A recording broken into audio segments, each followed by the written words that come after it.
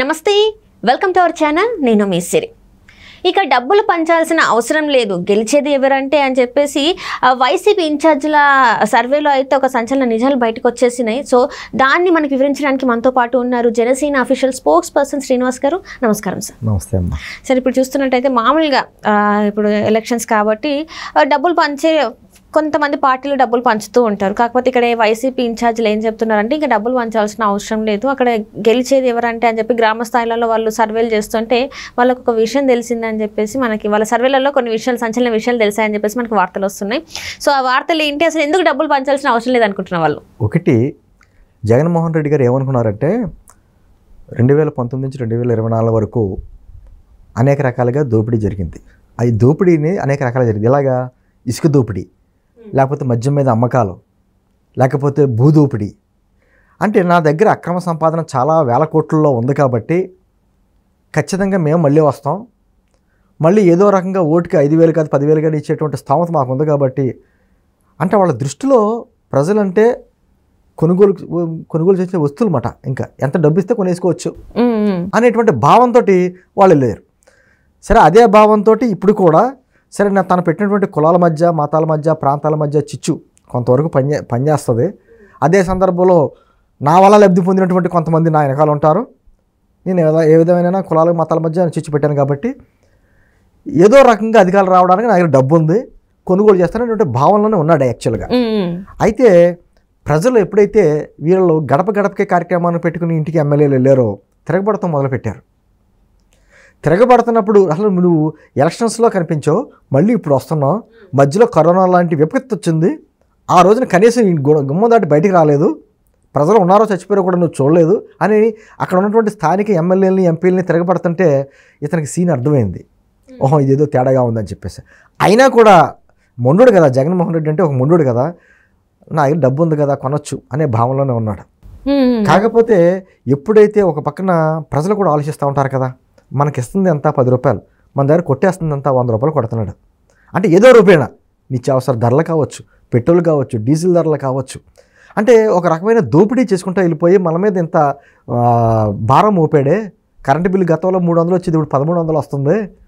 ఇవన్నీ చూస్తుంటే అతను ఇచ్చే డబ్బులకి మనం పెట్టే ఖర్చుకి సంబంధం లేకుండా అయిపోయిందని ప్రతి సామాన్యుడు ఒక ముక్కలో చెప్పాలంటే సరే, వైసీపీ ప్రభుత్వం ఇచ్చినటువంటి పథకం చాలా కుటుంబాలకు వెళ్తుంది కదా, కానీ వైసీపీకి బలవన కుటుంబం ఏదీ లేదు రాష్ట్రంలో. ఆఖరికి వైసీపీలో ఉన్నటువంటి పార్టీ నాయకులకు కూడా వైసీపీ పార్టీలో తిరుగుతున్నా వాడు ఆ రోడ్ల మీద తిరగాలి కదా, ఆ గుంతల రోడ్ల మీద తిరగాలి కదా, అదేవిధంగా వాడు అదే కరెంటు బిల్లు కట్టుకోవాలి కదా, అదే డీజిల్ ధరలు, అదే పెట్రోల్ ధరలు పెట్టుకోవాలి కదా, నిత్యావసర ధరలు పెంచుకోవాలి కదా. రేపు పొద్దున ఆ బిడ్డలకి వైసీపీ పార్టీలో ఉన్న పిల్లలు కూడా కనీసం ఈ ఫీజు రియంబర్స్మెంట్ రాలేదు, అతను కట్టుకోవాలి, చేతి కట్టుకోవాలి కదా, ఇవన్నీ భారమే కదా అంటుంది. ఇవన్నీ ఎప్పుడైతే ప్రజల్లో ఇదంతా వచ్చిందో, మన ఎలక్షన్స్కి అయితే ఎలక్షన్స్కి ముందే అధికారులు ఉన్నారు కదా, నియోజకవర్గానికి 30 కోట్లు డంప్ చేశారు. నియోజకవర్గానికి మళ్ళీ చెప్తాను, రిపీట్, నియోజకవర్గానికి పార్టీ తరఫున 30 కోట్లు డంప్ చేశారు వీళ్ళు. అంటే నియోజకవర్గంలో పోటీ చేసే అభ్యర్థి పెట్టుకునే ఖర్చు కాకుండా అతని ఖర్చు అతను పెట్టుకోవాలి, పార్టీ తరఫున 30 కోట్లు డంప్ అయినాయి. దీనికి ప్రూఫ్లు అడిగితే మనం చెప్పలేం, కానీ వాస్తవం తెలిసింది అక్కడ. అంటే ఏదో రకంగా అక్కడ కూటమి అభ్యర్థులు ఓడించాలి. అదే పవన్ కళ్యాణ్ గారు పోటీ చేసే స్థానం అయితే 100 కాదు 200 కోట్లు అయినా సరే మీరు ఓడించండి అతన్ని, ఎంతైనా డబ్బు మేము పెట్టుకుంటామని చెప్పేసి అని ఈ రెడ్ శాండిల్ గన్నులు దోచేసిన సొమ్ము ఉంది కాబట్టి ఆ మిథున్ రెడ్డి లాంటి వాళ్ళని అక్కడ ఇన్ఛార్జీలుగా పెట్టారు. బట్ రాచరికం కాదు ఇది, ప్రజాస్వామ్యం. ప్రజలు పైకి మాట్లాడలేకపోవచ్చు, వాళ్ళ నోటికి బలం లేకపోవచ్చు, ఎందుకంటే ఒక భయం ఉంటుంది, ఏమో గట్టిగా మాట్లాడితే మనం ఏ కేసులు పెడతారన్న భయం ఉంటుంది కాబట్టి వాళ్ళు మాట్లాడలేకపోవచ్చు. అందుకని మీరు అంటున్నట్టు వాళ్ళు ఇంటర్నల్ సర్వేలు కూడా చేసుకున్నారు. డబ్బులు అయితే డంప్ చేసాం, కానీ మన డబ్బులు ఖర్చు పెడితే తీసుకోవచ్చు, పేదరకంగా ఉన్న ప్రజలు డబ్బులు తీసుకుంటారు, కానీ మనకు ఓట్లు వేసే పరిస్థితిలో ప్రజలు లేరనేటువంటిది డిసైడ్ అయిపోయారు.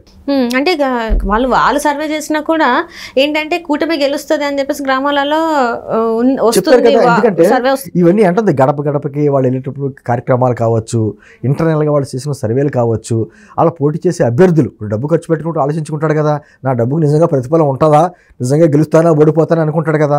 ఇవన్నీ ఆలోచించుకునేటప్పటికీ ప్రజల్లో ఎప్పుడైతే ఆ భావం లేదు, డబ్బులు ఖర్చు పెట్టినా కూడా కూటమి అభ్యర్థులుగా ఓటేస్తామనేటువంటి ఫీలింగ్ ఎప్పుడైతే వచ్చిందో, ఖచ్చితంగా మా డబ్బులు ఈరోజు ఖర్చు పెడితే గోదావరిలో పోసుకున్నట్టే ఎలాగా కూటమి అభ్యర్థులుగా వాడు ఇచ్చేటువంటి భావన ప్రజల్లోకి వచ్చింది.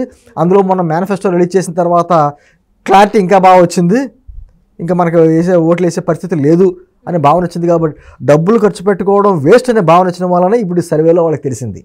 అంతే అనేక చోట్ల అమ్మా మీరు ఖర్చు పెట్టుకుంటే మీ సొంత రూపాయలు ఖర్చు పెట్టుకోండి, కానీ పార్టీ నుంచి పంపించిన డబ్బులు వెనక్కి పంపించండి అని అంటున్నారట. అదేలా అంతే, సొంత డబ్బులు వాళ్ళు ఎందుకు పెట్టుకుంటారు అంటే ఇప్పుడు అభ్యర్థులు కాస్త అంటే వాళ్ళందరూ దోచుకునే సొమ్ము చాలా ఉంది కదా, అందుకని మీ డబ్బులు మీరు ఖర్చు పెట్టుకోండి అని అంటారు కదా. దాంతోపాటు పార్టీ నుంచి పంపిన డబ్బులు కూడా ఉంటాయి కదా, మీరు ఖర్చు పెట్టుకుని మీరు గెలవాలనుకుంటే మీరు ఖర్చు పెట్టుకోండి తప్ప పార్టీ నుంచి పంపించిన డబ్బులు వెనక్కి పంపేయండి అనేటువంటి వార్తలు కూడా వస్తున్నాయి. అది ముఖ్యంగా పిఠాపురంలో అది బాగా బలంగా అనిపిస్తుంది. పిఠాపురంలో ఎంతైనా ఖర్చు పెట్టండి అని చెప్పి డబ్బులు డంప్ చేసిన వాళ్ళు ఇంకా పిఠాపురంలో పవన్ కళ్యాణ్ గారి గెలుపు ఖాయం అని తెలిసిన తర్వాత ఖర్చు పెట్టడానికి కూడా వెనకబడుతున్నారు వాళ్ళు. అందుకని అభ్యర్థిని బలి చేసే పరిస్థితి వచ్చింది. అక్కడ వంగాగీత గారిని బలి చేసే పరిస్థితి ఏర్పడింది. మేమైతే పార్టీ తరఫున ఖర్చు పెట్టాం, మీరు ఏమన్నా సొంతంగా ఖర్చు పెట్టుకోవాలంటే ఖర్చు పెట్టుకోండి, తర్వాత చూసుకోవచ్చు అనేటువంటి ఆవిడని కూడా ఇబ్బంది పెడతానన్న వార్తలు వస్తున్నాయి. నేను అంటుంది ఏదైనా సరే ప్రజలు ఆల్రెడీ డిసైడ్ అయిపోతారు, డబ్బులు తీసుకోవచ్చు. ఇప్పుడు వాళ్ళకున్న పేదరికాన్ని బట్టి ఏ పార్టీ ఇచ్చే డబ్బులు ఇచ్చినా వాళ్ళు డబ్బులు తీసుకుంటారు, కానీ వాళ్ళకి నచ్చిన పార్టీగా ఓటేస్తారుగా. ఒకరికే కదా ఓటేసేది. ఆల్రెడీ కూటమి ప్రభుత్వానికి ఓటేయాలని డిసైడ్ అయిపోయారు కాబట్టి ఇంకా ఆ పరిస్థితులు లేవు కాబట్టి సరే డబ్బులు వేస్ట్ చేసుకోవడం ఎందుకు అనేటువంటి కార్యక్రమంలో ఉంది కాబట్టి వాళ్ళకి ఆ రిపోర్ట్ క్లారిటీ వచ్చింది. అయినా కూడా కొంతమంది సర్వే సంస్థలకు డబ్బులు ఇచ్చి మళ్ళీ ఇదే ప్రభుత్వం వస్తుంది, వార్ వన్ సైడు వైనాట్ 175 అని డబ్బులు ఇచ్చి చేయించుకుంటున్నారు. కానీ అదంతా కూడా వందల కోట్లు ఇచ్చి కొన్ని సర్వే సంస్థలతో వాళ్ళు రిపోర్ట్లు తెచ్చుకుంటారు. కానీ అవన్నీ కళ్ళని వాళ్ళకి సొంతంగా సర్వే చేసినప్పుడు రిపోర్ట్లు తెలిసింది కాబట్టి ఈ కార్యక్రమాలు వాస్తవం క్లారిటీ వచ్చింది కాబట్టి డబ్బులు పెట్టుకోవడానికి ఖర్చు పెట్టుకోవడానికి వాళ్ళు వెనుకంజ చేయడానికి కారణం అది. అంటే ఈసారి ఖచ్చితంగా మరి వైసీపీ ప్రభుత్వం రాదు, ప్రజలు మార్పు కోరుకుంటున్నారు అనుకోవచ్చు. మరి ఒకటి వాళ్ళు డబ్బులు ఖర్చు పెట్టుకున్నా అదే సందర్భంలో ప్రజలు వైసీపీకి ఓటేస్తే గంగలో వేసినట్టే వేస్ట్ అనే భావన ఖచ్చితంగా వచ్చింది కాబట్టి ఈ రిపోర్ట్ అంటున్నా. అంటే ఇప్పుడు ఎలా ఉండబోతుంది సార్? ఎందుకంటే డబ్బులు ఇప్పుడు మామూలుగానే మనం చూసాం, ఒక నెల క్రితమే చూసాం, ఆల్రెడీ భారీగా డంప్ చేశారు నియోజకవర్గాలను మీరే చెప్పారు. సో ఇప్పుడు మరి ఈ డబ్బు అంతా మళ్ళీ వెనక్కి ఎలా వస్తుంది? ఇప్పుడు ప్రజలు అడుగుతారు కదా. అండ్ ఇంకొకటి ఏంటంటే మనం నిన్న చూస్తున్నట్టయితే పులివెందుల్లో భారతి గారు ప్రచారానికి వెళ్తుంటే అక్కడ ప్రజలు అవన్నీ రివర్స్లో క్వశ్చన్ వేస్తున్నారు అని చెప్పేసి. అంటే రివర్స్లో క్వశ్చన్ వేసారంటే ల్యాండ్ టైటిలింగ్ యాక్ట్ గురించి మాట్లాడుతా ఒక ఆయన అడిగాడు, మా పట్టదారు పాస్త పుస్తకాల మీద మా తల్లిదండ్రుల సంపాదించిన ఆస్తులు మా తాతలు సంపాదించిన ఆస్తుల మీద మీ ఫోటోలు ఏంటని చెప్పేసి అడిగాడు. నేను అంటుంది అది ఒక ఉదాహరణే. నేను అంటుంది ల్యాండ్ టైటిలింగ్ యాక్ట్ అనేది ఒక ఉదాహరణే, జగన్ గారి ఫోటో అన్నది. ఇటువంటి అనేకం ఉన్నాయి. ఇప్పుడు అడుగుతారు కదా, మాకు రోడ్లు ఎందుకే లేదమ్మా అని అడుగుతారు కదా. రేపు వదిన మా పిల్లలకి చదువుకుంటే వాళ్ళకి ఉద్యోగాలు ఏంటని అడుగుతారు కదా. మరి ఇవన్నీ క్వశ్చన్స్ ఒక్కొక్క ప్రాంతం నుంచి ఒక్కొక్క క్వశ్చన్స్ వెళ్తూ ఉంటాయి కదా. నేను అంటుంది తెలంగాణలో కూడా అప్పట్లోని కొన్ని బై ఎలక్షన్స్ జరిగినాయి.